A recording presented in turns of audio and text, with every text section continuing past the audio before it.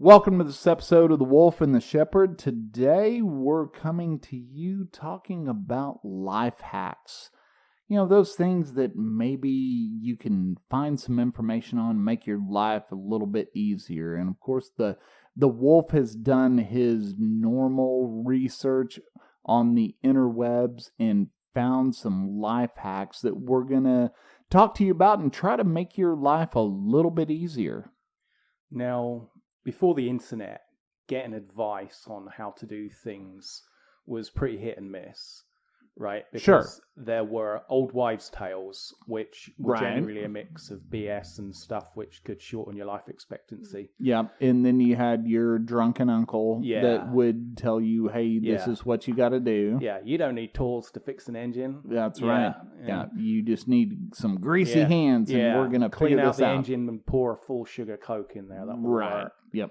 That'll do it. Coca-Cola, we do not yet have an official soda sponsor. That is true. So if you are listening, we are not saying that Coke will clean out your car engine, but if it does, maybe make an advert on it and name check us. I think it might, though. You know, you have all those things that Coca-Cola can do, and of course, in full disclosure, you brought the list of these life hacks in. I haven't looked at any of this, and, you know, maybe one of those reasons why we should actually film some of this so we can prove it, but we don't want to go that far, right? So I haven't looked at any of these life hacks, but maybe you've got Coke on these lists. I think maybe we need to do a future podcast on the uses of Coke other than drinking it and getting diabetes. Right. Yeah. So that was a terrible setup for something that could have actually been in here, but we'll leave it alone. So I'm not entirely sure how, other than word of mouth,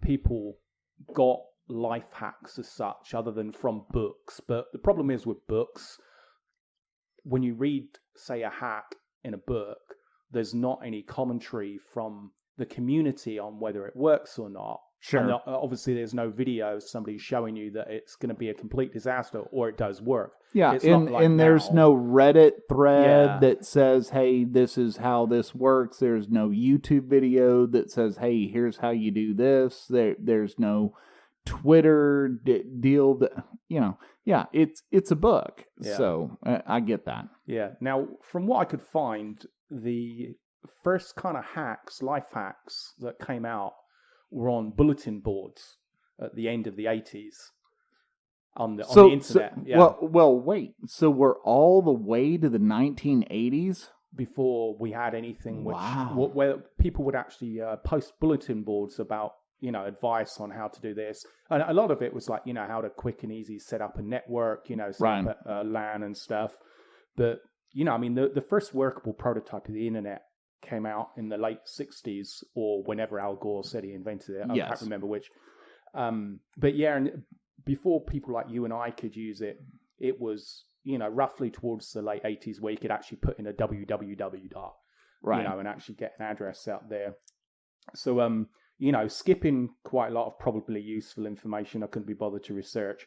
One of the first discovered, generally agreed upon things about the internet was you can't believe or don't believe everything you read on the internet. That was one of the first agreed upon statements. No, that cannot be true. Everything on the internet is true. Well, the other one was bulletin board dating came in. But, well, I say dating, I think it was more for swingers and people who were not interested in seeing you for more than 30 minutes at a time. But, let's be honest here. Most people don't even know what bulletin boards or BBS services were. So the people that were doing that and trying to meet people, that had to be the lower rung of society. Well, this comes with the second most agreed upon statement about the internet. Okay. Nobody knows you're a dog online. That's true. Now, that's not a statement about unattractive women. It's the point that you think you're talking to a cat, but instead you're talking to a dog. It's just you can be who you want to be on the internet. You can basically, I mean, I know the term catfishing is, I think, pretty recent, but right. catfishing kind of came into play pretty much immediately somebody got access to the internet. Well, sure. You can hide behind some kind of username, right? Yeah. And then pretend that you're somebody that you're not. I mean, I think you and I have a mutual friend that believes some things that are posted on the internet under some kind of a username, and he thinks he's tied into the way the world works. But we're not going to mention any names, Eric, but, that's kind of what happens. Now, I actually read a stat, and this was over a decade ago, and I don't know now with kind of profile verification whether this stat has changed, but it was 92% of lesbians online are actually men. I believe that. Yeah. I actually believe that percentage is a little low. Even at 92%, I think it's probably higher than that. I think there's even some people out there that are lying. I think it's more like 98%. Well, I think with the advent, like I said, of having to verify profiles, having subscriptions on dating sites, and also the ability to be able to reverse image search, so somebody just couldn't use a photo of some hot girl from a catalog and say, "Hi, I'm a 22-year-old lesbian who's taking a break from women and I'd like to meet a man," type thing. And, I must say, I'm not going to say I didn't ever do that for fun about 20 years ago or so, but I may or may not have. Everybody gets bored every once in a while and just needs to do something. But, that only did it for a few years. Yeah, that verification check mark, I mean, that used to be easy to get. Now it's hard to get again. I mean, we can't even get verified because of certain aspects of maybe our background that we don't want to disclose or whatever, and that's why we can't get our verified check mark. Yeah. Now, actually, do you know who came up with that "don't believe everything you read on the internet"? Al Gore. No, Abraham Lincoln. He said it in 1864. I believe that. That was during the Gettysburg Address, well, right? I mean, that's further proof of what a great man is. Yeah. I mean, I'll tell you what, I really liked him in Bill and Ted's Excellent Adventure. I mean, I know he was only playing himself, but he pretty much nailed it. Yeah, but that was his only opportunity to have a role in a Hollywood film. Yeah. So when you only have that one chance, you got to kind of sit back and say, we got to give him a little bit of play there. Not a trained actor. He didn't learn from a college or anything how to be an actor. So I think he did well in Bill and Ted's. I don't know why they didn't get him to play himself in that Lincoln movie, which came out not so long ago. Well, I think it'd have done pretty well. But actually, I think the actor probably did a better job than he would. No, I think Daniel Day-Lewis actually had a better agent than Abraham Lincoln did, and that's what it all boiled down to. Now, we've actually tried to spend probably the last 30 years completely ignoring the sage wisdom from Honest Abe, as is evidenced by some of the utter crap we've presented as facts here on the podcast. Yes, but they're still facts, and we're sticking to them. Yeah. Well, it's like say perception is reality, and if you perceive that the facts we are giving you are actually true and you can't be bothered to fact check them, that's on you, not on us. Yep, not our fault. Yeah. So, one thing the internet has become more and more useful for, especially with the advent of YouTube, is, as I said, the introduction of life hacks. Now, with YouTube, you can at least watch somebody do something like, how to replace a radiator on the front of a car, how to fix a garbage disposal, all this type stuff. And you can see whether it's pretty much legit or whether it looks like, this is a bit out of my league even when I watch the video. But the worst life hacks are the ones which are just like single sentences or a couple of sentences and then nothing, no comments. It's not putting on something like Reddit where other people, like 50 people, can come in and say, no, I set fire to myself, don't try this at home. Yeah. Type thing. Yeah, so the life hacks, and basically what you're saying is it's a little more... How do I want to put this? It's harder to do the clickbait, right? Yeah. With a life hack. I mean, you have the proof right there. Yeah. If you have this life hack, the clickbait's a little bit harder with life hacks because people are going to say, no, that's not actually what happened. Can you guess over the last 20 Are, years. are you stumping the shepherd already? No, okay. No, this is a trial question, just to see what kind of level your brain's on. Fair enough. At the moment. Yeah, it's like level 2 right now. Yeah, and that's out of a scale of 1 to 100. Most people think we like doing a 1 to 10, but that's actually that was actually being nice, but okay. Yeah.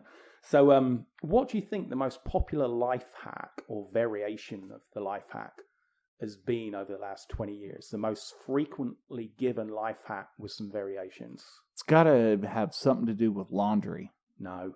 Because not everybody does laundry. Well, yeah, so but it's got a limited market. Well, like okay. Those born with the other chromosome. Sure, but let me broaden that. It's got to have something to do with cleaning. Then it's got to have something to do with cleaning something. No. Okay. Well, you stumped me again. All right. This is something which, if you get it, pretty much everybody has a theory to give you advice on it. Okay. How to get rid of hiccups. Well, we did talk about that in one of our yet to be released Sunday Sevens about and it was ridiculous. That. Yeah, it involved yoga. It involved yoga, beer, holding my breath, and then I can't tell you what else because I couldn't complete the first yoga position. Yeah, but part of the problem with that deal was you were supposed to use water. We didn't have any water. So we only had beer. Well, we did have water in the faucet, but we couldn't be bothered to walk over there and get it. Well, actually, we didn't have a glass to put it in. Actually, and that was like at least 10 steps away, and we weren't going to do that. Yeah, so no. Yeah. So, maybe one day we'll actually release another Sunday Sevens. You know, it has been a long time since we've released one. Well, we've got to clean up the last two because our guests were just so excited about being on there. Some of them had a little bit of a potty mouth.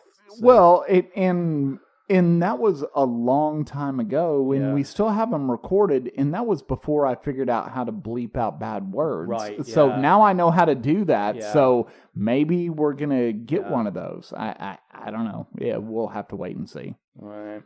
Now, I mean, obviously, we don't want to break with any type of tradition, relay any type of helpful knowledge, so I've put together collection of highly suspect life hacks to share with the listeners who hopefully won't attempt any of them unless possible bodily injury, psychological damage made their New Year's resolution list. Yeah, is this one of those points where we actually should have a lawyer? No, give the disclaimer about why they shouldn't. But if we had more than $11, it would be nice to have a lawyer to just kind of draw up some kind of deal that we should read right now and say, hey, we're going to tell you about some things. Please don't do these. Right. It's kind of like Jackass that was on MTV with Johnny Knoxville. Mm-hmm. This is kind of those same things. We're going to talk about these, so please don't do them. But we didn't make any of these up, and we are suggesting none of them whatsoever, even the ones which might work. Yeah, and we're also not going to admit that we might not try these,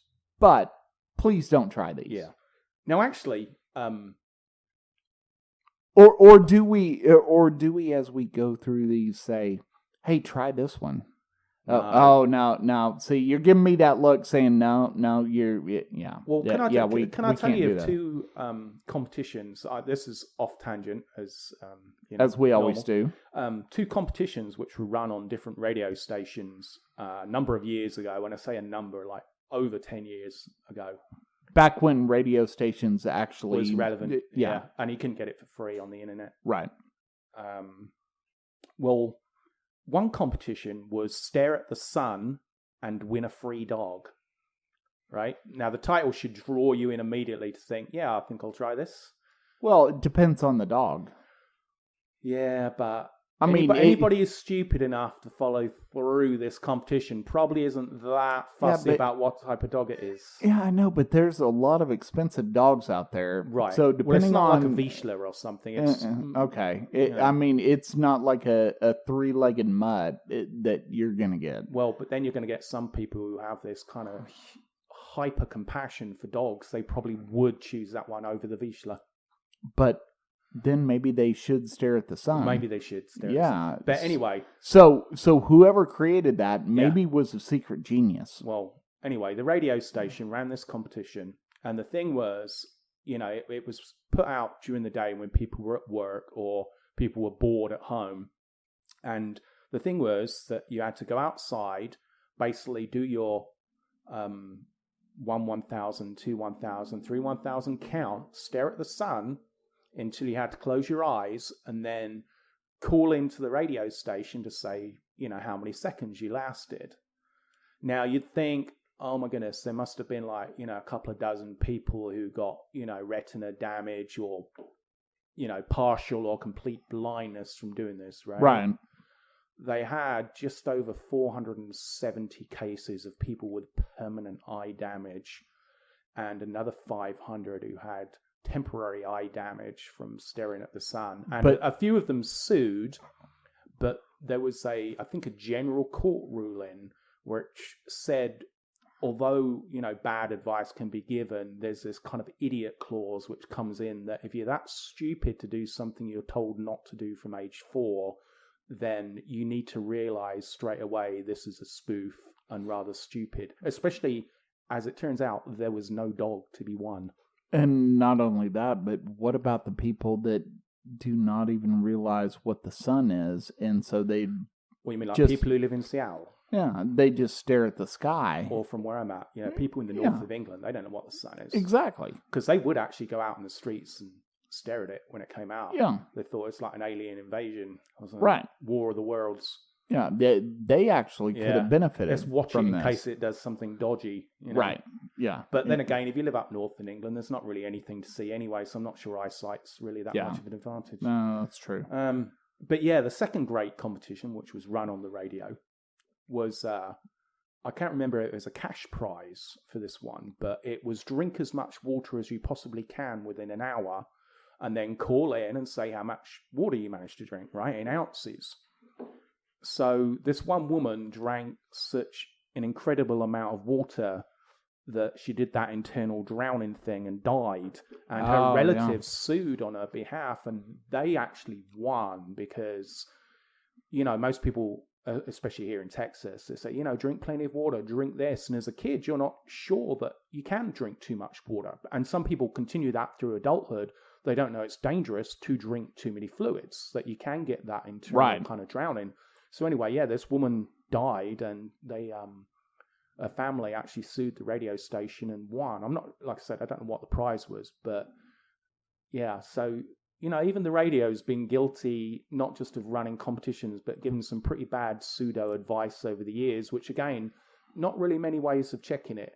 And I think this was actually, I say it was over 10 years ago, it might have been before you could actually check the internet on your phone and stuff. So if you weren't at home, if you were in the office, and they were like, oh, go stare at the sun or drink as much water as you can, and you couldn't really fact check whether it was good or bad, then, I think that's where you had a few more people come in who...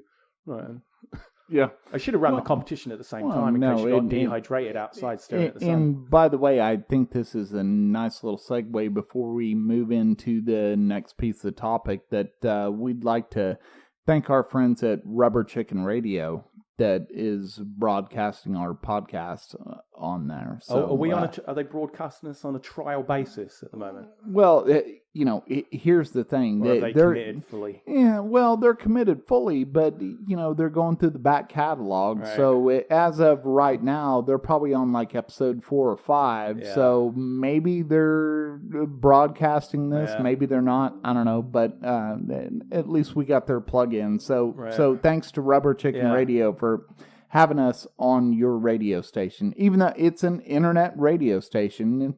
So, thanks, guys. They're kind of going through the cream of the crop, going through our last dozen episodes. Once they get back to about our first 20, they might reconsider the deal. That's true. Yeah. And maybe they never hear those. Yeah. So we'll go from there. So, anyway, getting back to life hacks, which I know everybody is really on the edge of their seat here. Yes. I figured I'd start off with a lot of, areas which are most popular, and one of them is food, right? Sure. So I figured, there's got to be some out there which have a mixture of how you can poison yourself, make yourself vomit, or ruin any chance of making anything that appeals to any sane individual's taste buds, because there are some bizarre recipes out there which people say, try this, it's going to be really good. All right. So anyway, the first one I got, and this was from the Food Network off their website. And I actually watched the Food Network because, as you know, I like to cook quite a lot. And, you know, I've gone on there before and I've got recipes because I prefer it to going on those blogs where, you know, somebody says, oh, I'll tell you how to make a shepherd's pie. And 9 pages later, they're still talking about their Aunt Sally who lived on a farm and the pet dog and all that crap. How ridiculous is that? That's ridiculous. It is. I mean, talk about clickbait. And it's normally about 20 advertisements on each page on that blog. And you've got to scroll through like all this stuff just to hear. And then you see they've just copied and pasted it off like Yumly or something. Yeah. So anyway, Food Network, right? Trustworthy. Well, anyway, I'm figuring one day, okay, they let some intern from the local insane asylum get involved.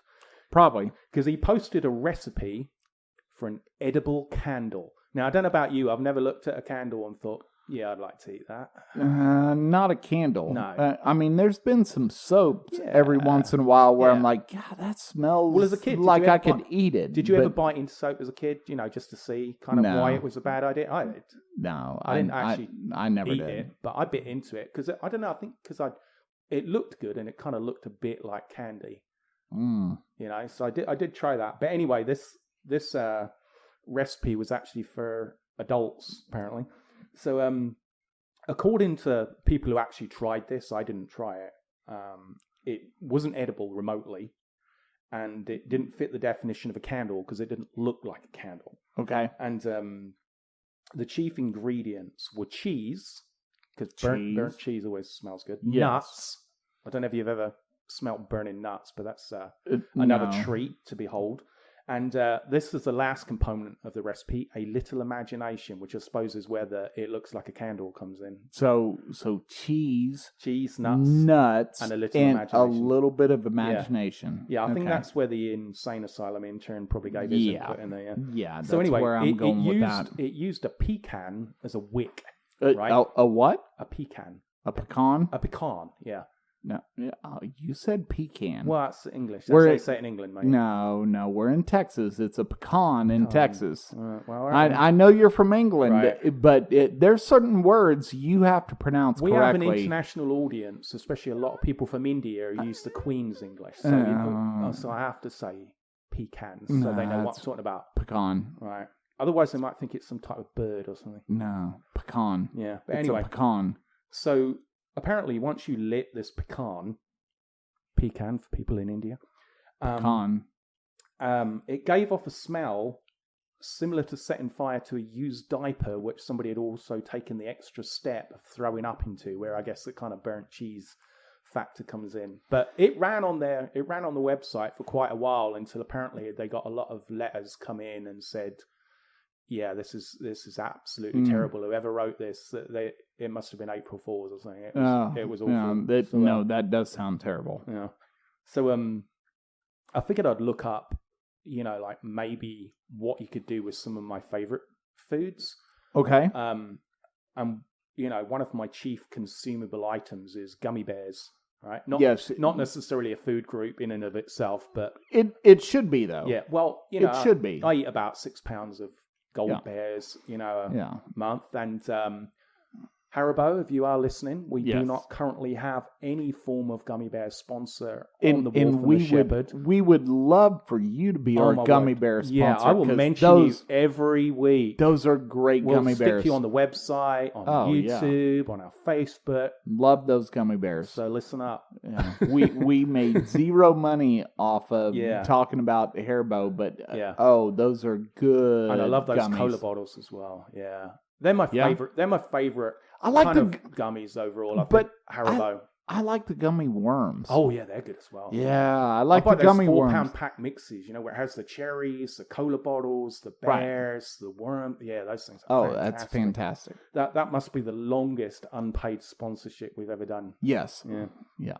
So anyway, I really want gummy bears right now. And this is the one time I didn't bring any in, because a lot of time when I come in, you know, I'll bring like a bag of gummy bears with me. Now I really want gummy bears. Yeah. Anyway, let's try and get focus. Over that urge by giving you this recipe. Yeah, let's focus. So anyway, this recipe actually involves gummy bears And it ruins them to such an extent that one person described the end result as tasting like canine cancer. So, I mean, that's, I got to be honest with you right now. I do not know what canine cancer tastes like, and I really don't want to know what that tastes like. Well, I'm not entirely sure what she normally could to kind of achieve that frame of reference, but the gummy bear recipe involves dissolving them in water to make what somebody else described as Satan's Jello.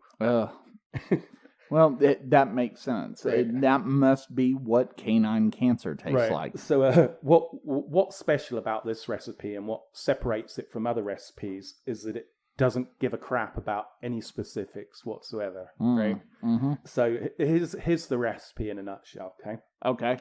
In a pecan nutshell. Pecan. Yeah. So basically, add a random number of gummy bears to some water. So random from 2 gummy bears to 200, 10,000 gummy bears. Depends how many you want, I suppose. But add it to some water. It doesn't specify the quantity. Some water. Some water. Okay. Could be a puddle. Could be what? I don't know. Right. Which may or may could be the Pacific Ocean. Right. Okay. Which may or may not already be hot.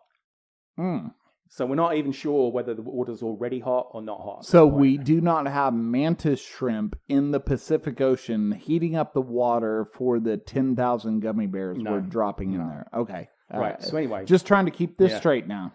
So simmer the water until the bears dissolve and then put it in the fridge or refrigerator until it reaches a consistency you like. So no time. No time, just until it... Now... Apparently, everybody who wrote in about this said nobody got anything except something which looked like chunky swamp water. That is the most confusing recipe I think I've ever heard in my life. Well, it gives you a lot of leeway. Yeah, it does. That's the type of thing, if they ever call me into elementary school and into home economics and give a recipe for the kids to do, I'm just going to give them those directions and say, have at it. Well, not only that, but... I'd probably still drink the water. Yeah, there's no way to mess that up, right? Well, I mean, how do you mess that recipe up? I think it's the opposite. There's no way to get it correct. True. Yeah. So, risk-reward, 50-50. Yeah. So, continuing on with food, I figured I'd find out a few more because I figured they can't all be as bad as that, but I was quite mistaken. So, number 3 on the food life hacks list. Okay. Right? It's one of those pointless life hacks which serves no purpose, maybe unless your house is burnt down and you're living out of your car or something. And you don't probably have any knowledge of what pre-made products your local grocery store sells. I don't know. Gotcha. So if you can imagine, you're in that scenario. Your house is burnt down, you're living out of your car, and you don't know what the grocery store sells. Right. So just identify with that. This is who this life hack appeals to. Right. I'm putting myself in that mindset right now. Yeah. My house is burnt down. Yeah. I'm living in my car. I'm sitting outside the grocery store. Okay, go. Right. Okay. So there's this chick on YouTube, right? She's got over 11 million followers, and I think her name. Oh, what was her name? I think it's like Salma Hayek. No, Blossom. I'm sure Salma Hayek's got more followers. Yeah, probably so. No, anyway, this girl, her name is Blossom. I'm pretty sure it's Blossom. Anyway, somebody can fact check that and send us an email.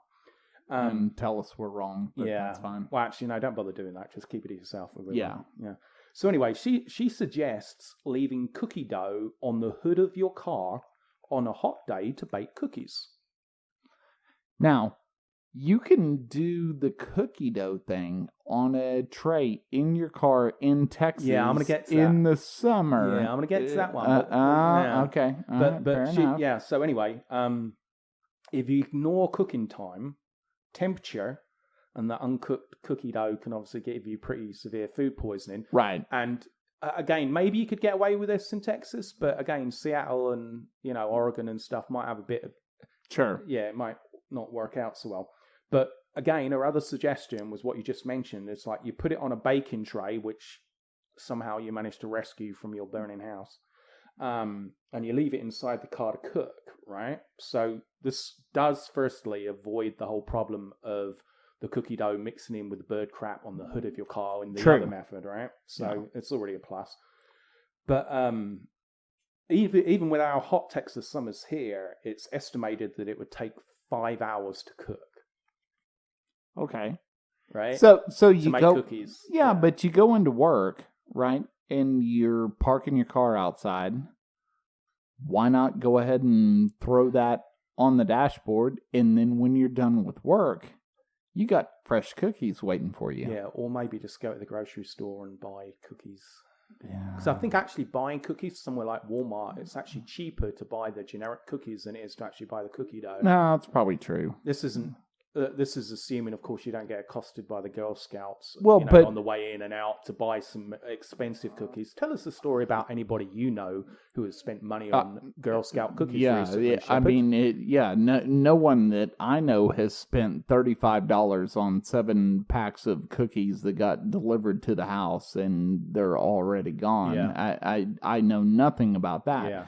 But the other benefit, though, of cooking those cookies in your car during the heat of the day is, what if you have like this horrible smell in your car? Well, and now all of a sudden, now your car, the inside of your car smells like chocolate chip cookies. I mean, that's the best fragrance in the car to clean that up. That's an improvement for a lot of people's smell on the inside absolutely. of the car. But still, I still kind of think that Blossom might actually be a Girl Scout who's had a little bit too much familiarity with meth. Yeah, or maybe they're part of a vast conspiracy that's on the internet that gets people tricked into sharing posts on social media. Yeah, maybe. Now I saved the best or worst food life hack till last. Okay. Because this is one which suggests, kind of like Mama might have been overprescribed some opioids and washed them down with some absinthe, because I can't honestly believe anybody who isn't in risk of getting a DUI would come up with this life hack. Gotcha. It's like, out there. So anyway, shot glasses made out of cheese. You totally lost me. Shot glasses made out of cheese. Why would you want that?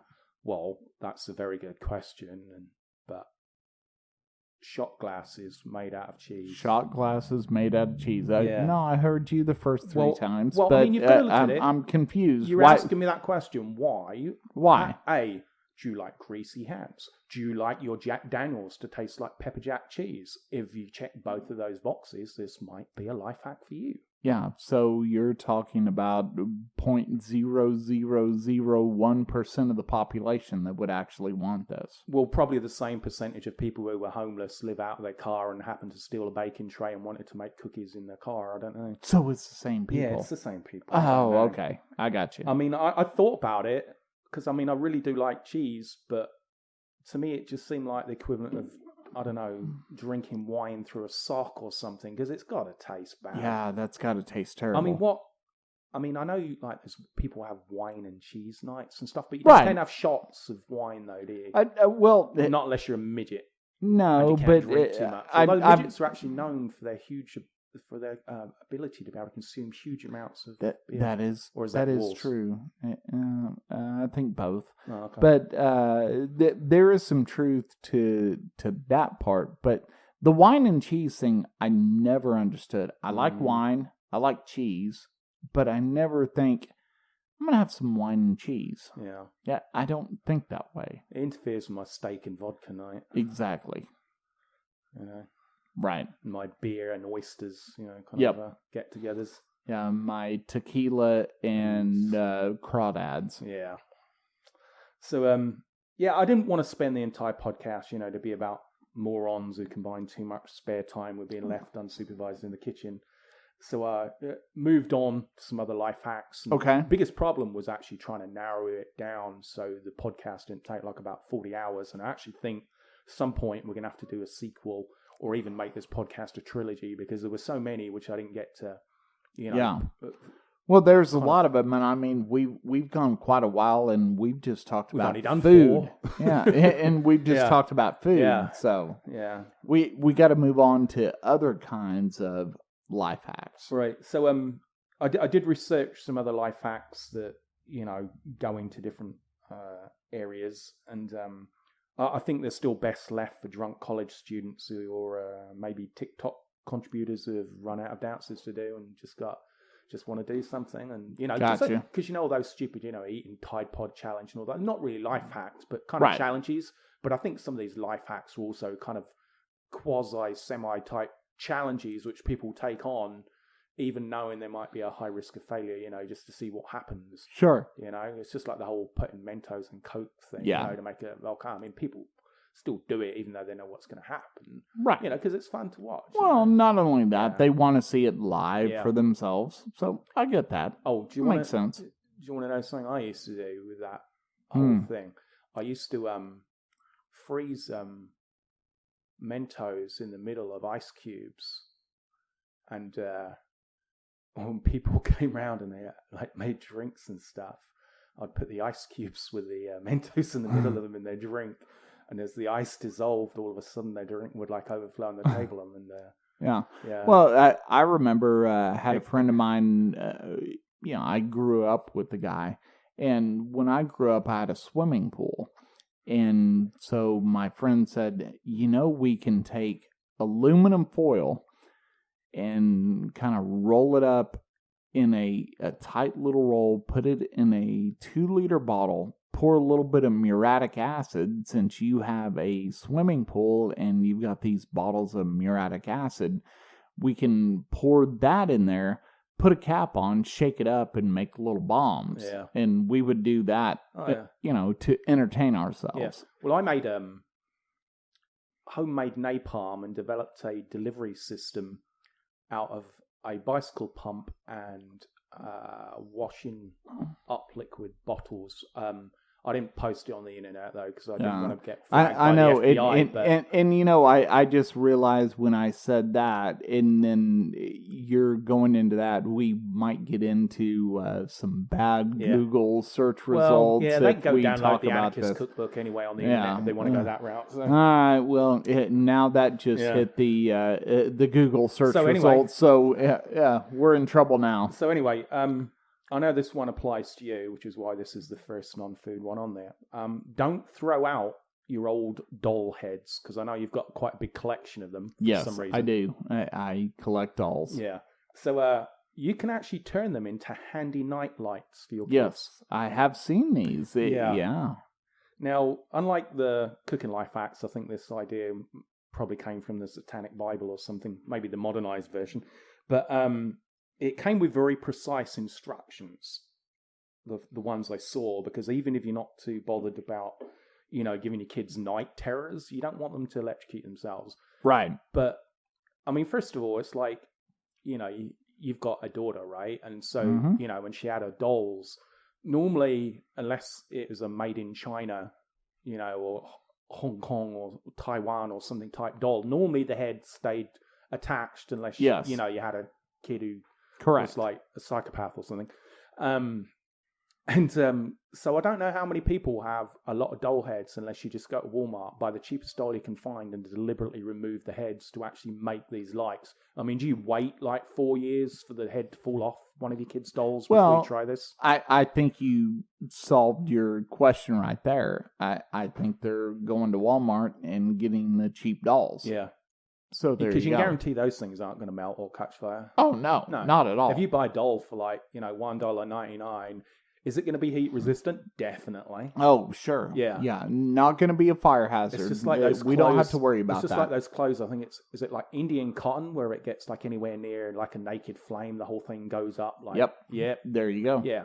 So totally safe there. Listeners, definitely don't try. Yeah, that please don't. Unless it's what's that really expensive doll? American Doll. I'm sure. No, American Girl. American Girl. Yeah. Yeah. I'm sure those. I'm sure those things could stand a bit of electricity and heat. Yeah. Let's hope so for the price they charge for those and all the ridiculousness behind the American Girl thing. That should probably become mandatory instead of kind of selling them for money. On eBay and stuff. I think to remind your kid of how much money you wasted on that freaking thing. Right. You should take the head off and make one of these doll lights so it's a nightly reminder of how much Daddy had to spend on this thing. That's a really good point. Yeah. Trademark. Yeah. There we go. So, as I got more into the kind of genius combined with moon-induced madness, I figured I'd actually bring back a little section I haven't done for a while, the Stump the Shepherd section. Oh, here we go. All right. So I found 6 life hacks, which may or may not actually be true in terms of whether they work or not. They might sound a bit obscure, but some of the obscure ones do actually work, like using apple cider vinegar to, clean surfaces. You wouldn't think, oh, hold on, I drink this stuff, put it over salads. Surely it can't clean stuff, but it's a fantastic cleaner. It's great putting on your skin, to get rid of, blemishes, all this stuff. So, I mean, it's got a lot of uses. So, there are certain life hacks on the internet, which sound a bit bizarre, but do work. So I found 6, and I want you to tell me if you think they actually work or not. Okay. So you're going to tell me what the life hack is, and I have to tell you whether or not it's true. Yeah. Okay. Yeah. All right, here we go. All right, number 1. Number 1, rubbing lemon on marble countertops will make them shiny. True. False. It doesn't work, and it can do irreversible damage to your countertop. Oh, why? Well, I don't know. You didn't expect me to read past that, did you? Oh, okay. Sorry. No. All right. You're lucky you got anything past the false part, to be honest with you. Yeah. All right. So that one doesn't work. So now hang on. So do not rub lemon on your marble countertops. Okay. To try and make them shiny. All right. Hey, we got to do a service to the listeners. So do not rub lemon on your marble countertops. Okay. Yeah. All right. We're good. Next one. Number 2. Brushing your teeth with charcoal will get rid of stains. Yes, that is true.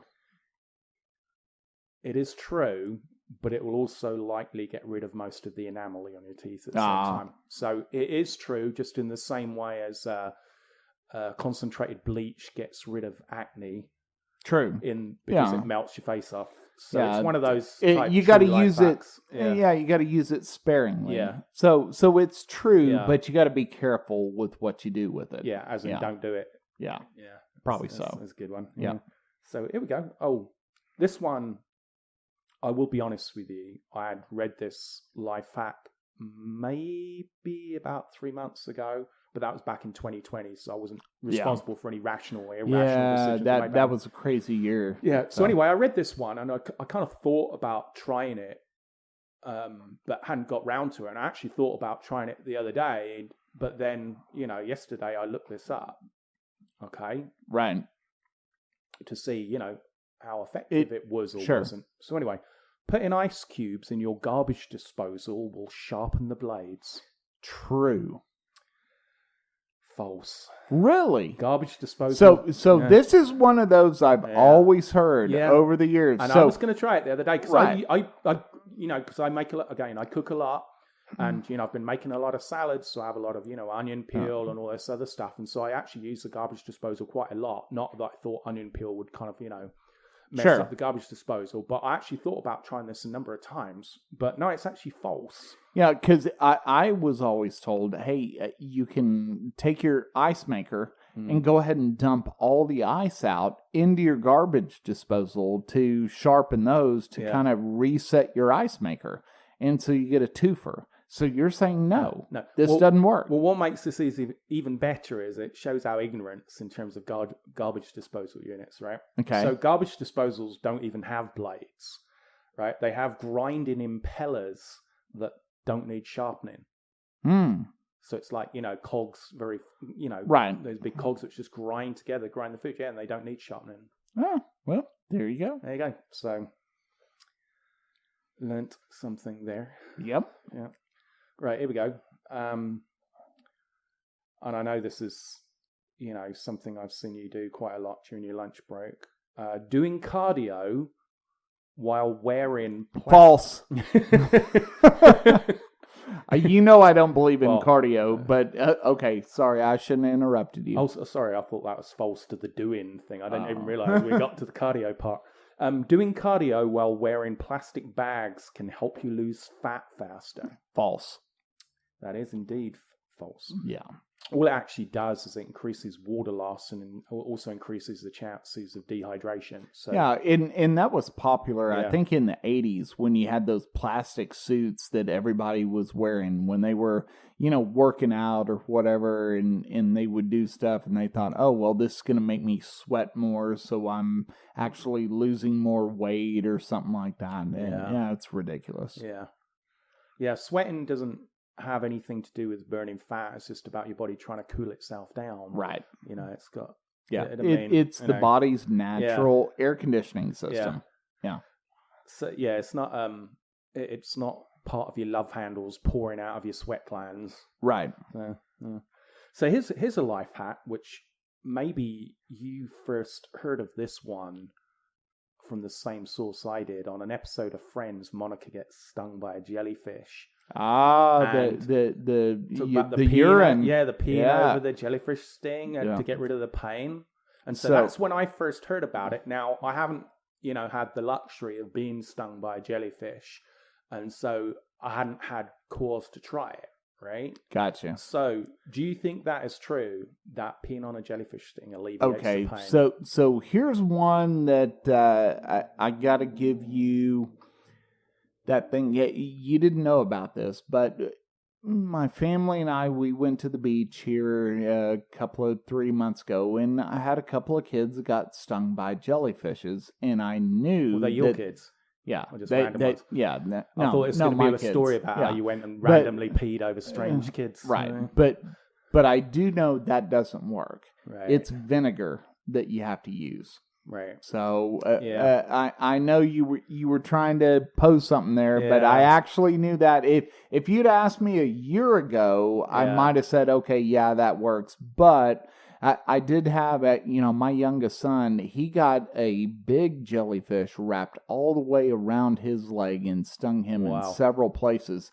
And there was a nice lady on the beach that actually had a bottle of vinegar just in case something like that happened. And we poured the vinegar all over him and settled him down. Before she turned up, were you just going to pee over him? Probably so. Yeah. Well, you see, you're probably one of the few people who have actually had the experience and an interjection before you actually got to try it out and actually got the, quick shortcut to knowing it doesn't work and what you should really be doing. Although most people, they do have pee but don't carry around vinegar. So that's true. Probably why they don't research it any further, because they think, well, I'm at the beach, No. But I will tell you this, after that, the next day, we're down at the beach, and that night before, I went to the store and bought a bottle of vinegar thinking, I want to kind of pay it forward. What if somebody else has this problem? First of all, I'll pee on them to prove that doesn't work. Yeah. Then I'll bring out the bottle of vinegar. Yeah, it depends on the people, whether or not I want to do that. Do you think that would make a good defense in court if you had some kind of perv who went around peeing on people and he said, "Oh, I thought they got stung by a jellyfish." Yeah, especially people in Kansas. Yeah. Where at the he beach says, in Kansas. Exactly. He's like, well, I thought they got stung by a jellyfish. He's like, well, you're in Lenexa, Kansas. There's no ocean. Or the subway anyway. in New York or something. Yeah, exactly. Yeah, because you're more likely to probably get peed on there than That's probably true. Yeah. So actually peeing on it can release more venom from the stinging cells. Really? That attach your skin, so it can actually make it worse. It not just doesn't work. It can actually make it. Well, worse as far as the pain. Yeah. Right? Exactly. Yeah.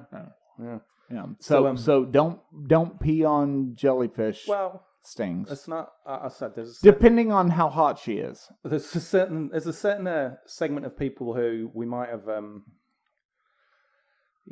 of dashed their hopes of peeing on somebody who may or may not have been stung by a jellyfish.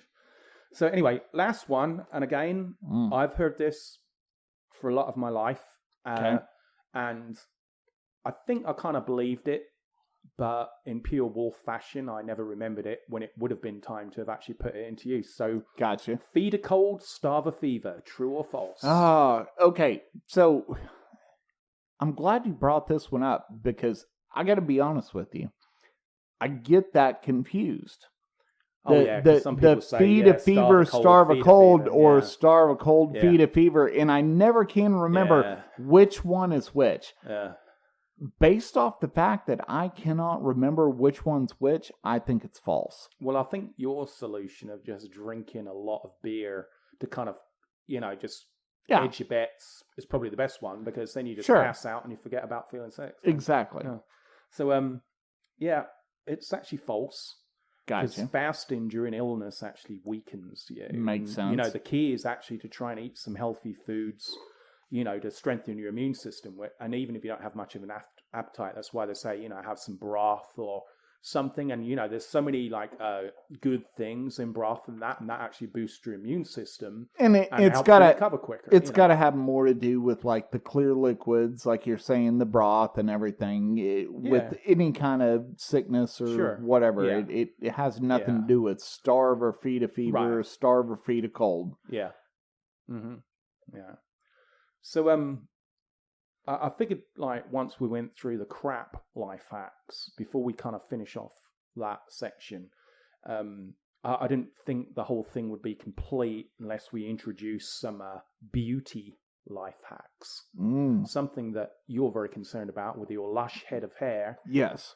Kind of hair care. Well, I have enough hair for both of us on the top of my head. Yeah. Well, I have enough hair for both of us on other parts of my body, and probably a few other people who aren't present as well. So, I know there's this thing about, donating hair to people who have alopecia or is going through illnesses and all this. No, I hadn't heard about this. Yeah, well, no, not hair off the rest of your body.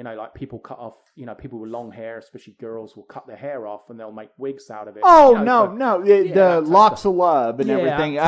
No, I think that's a great thing. But I have read some deal about how if you cut your hair and you donate it to Locks of Love, and then that person commits a crime, now they have a DNA profile, and now all of a sudden you get arrested for that crime that person did.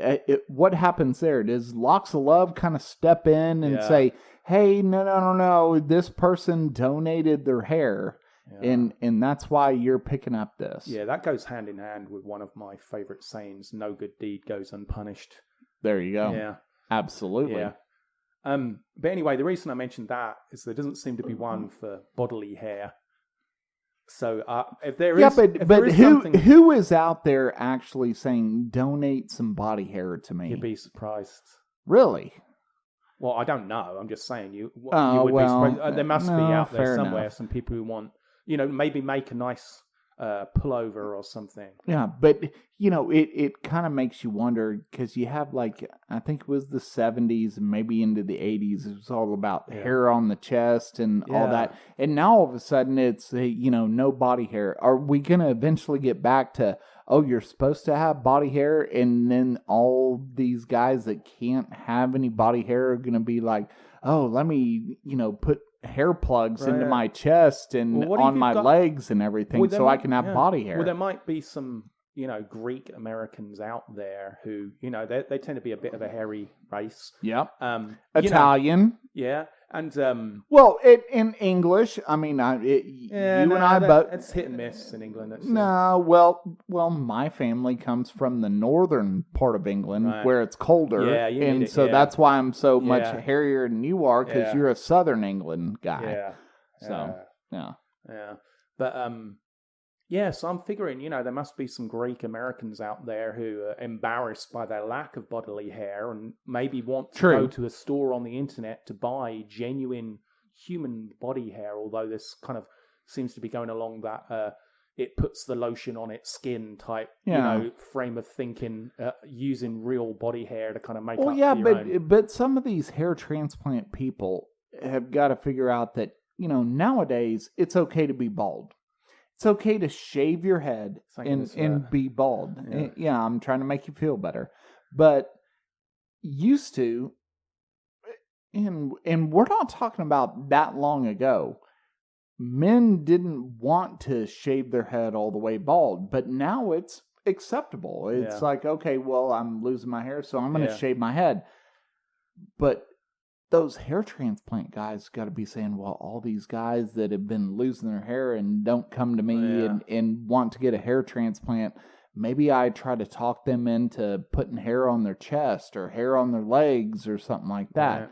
I mean, they got to make money. Yeah. I mean, they got a family to feed. Yeah. So why wouldn't they want to try to figure something out like that? There are also people who have a fetish for a lot of body hair. I think it's called Hirsuit or something, Hisuat. Yeah. I don't know if that just relates to the nether regions or all over the body. I don't know. But yeah, there is a fetish of people who like people with body hair. Yeah, I believe you. I think it's primarily on women, actually. Body hair on women? Yeah. Okay, now, under the armpits. And, so now I don't believe you. No, it's true.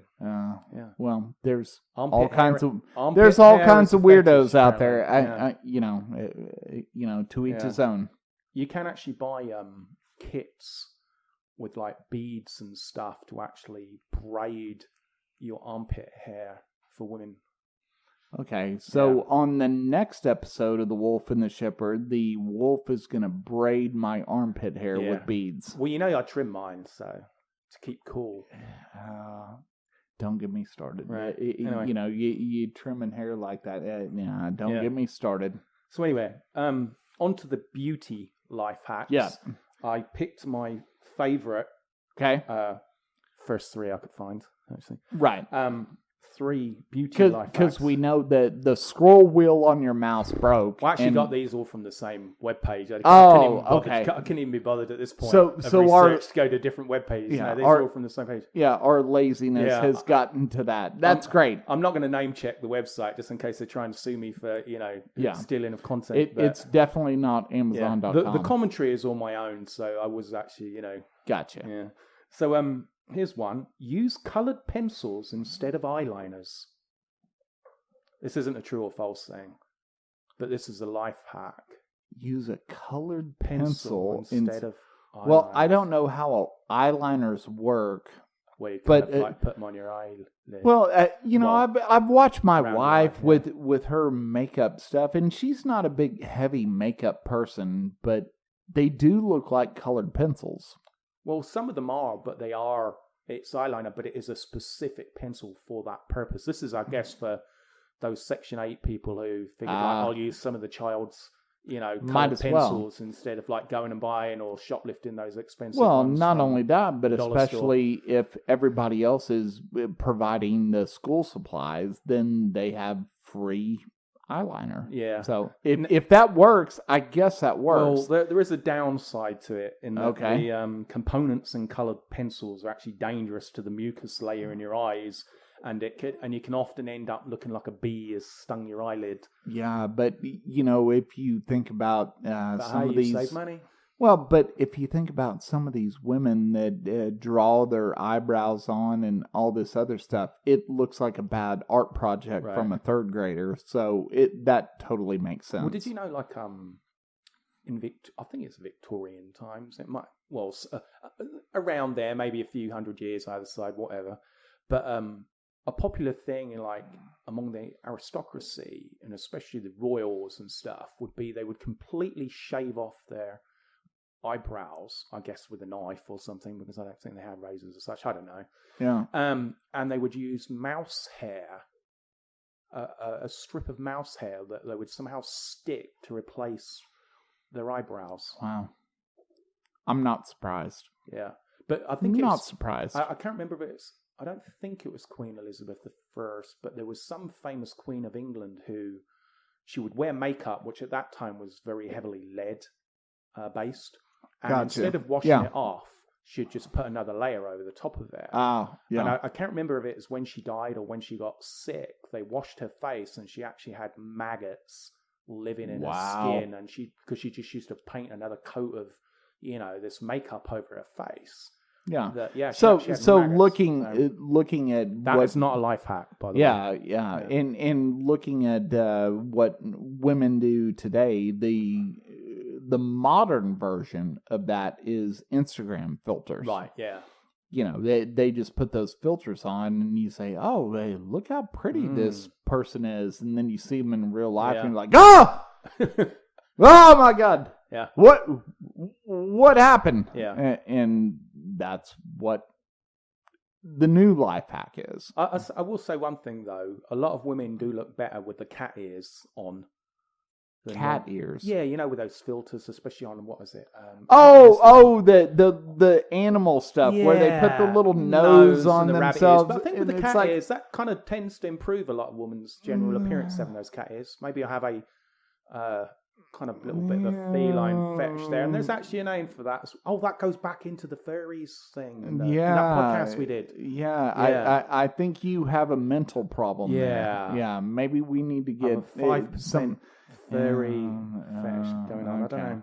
No, I'll tell you why it is. I can actually give you the genesis for that one.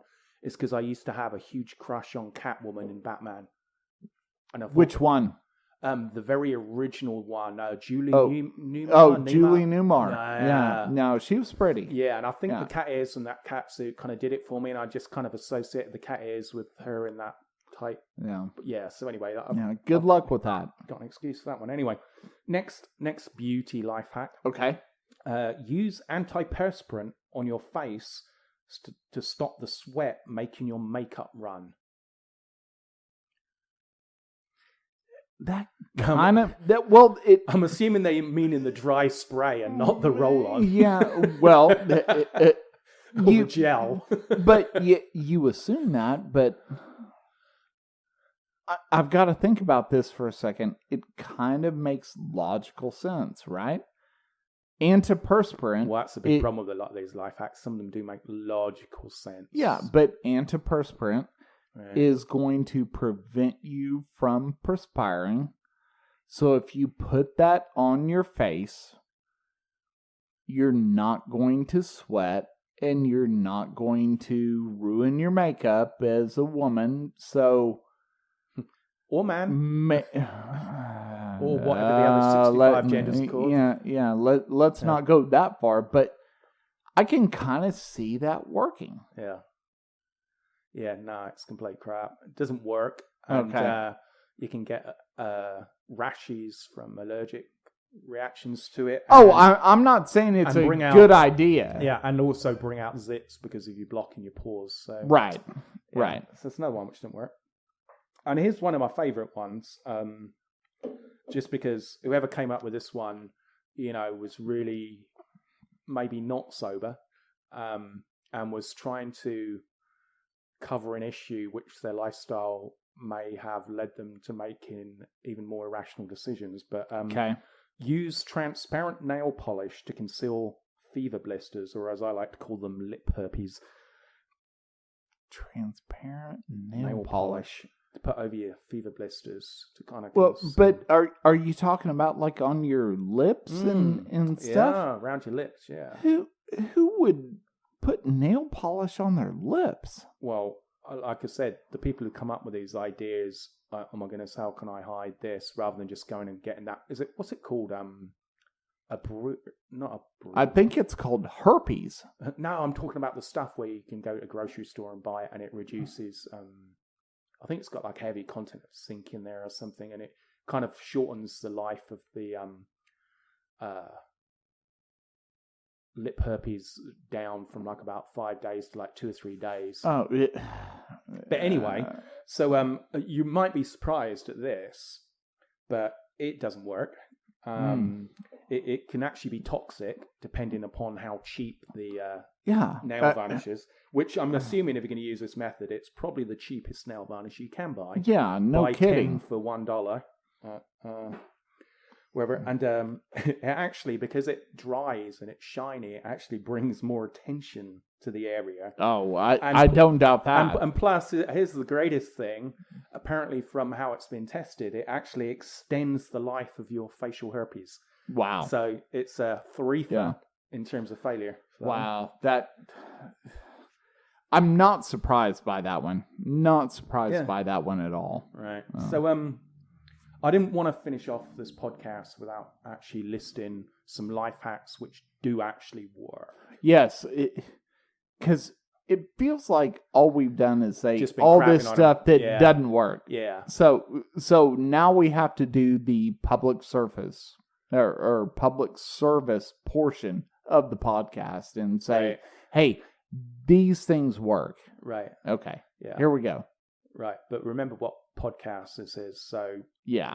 these are life hacks. Which, Please don't believe us too much. Well, they might actually work, but you could end up getting fired, divorced, or arrested for trying some of them. I don't know. But right. Anyway, they do work, but they might not be useful as such. Yeah, and by the way, our lawyer who just walked in, and actually our lawyer is a cardboard cutout of Baby Yoda, is telling us you need to have a disclaimer that we do not support these, but we're just going to tell these to you. Yeah. Okay, so here we go. Right, so here's the first one.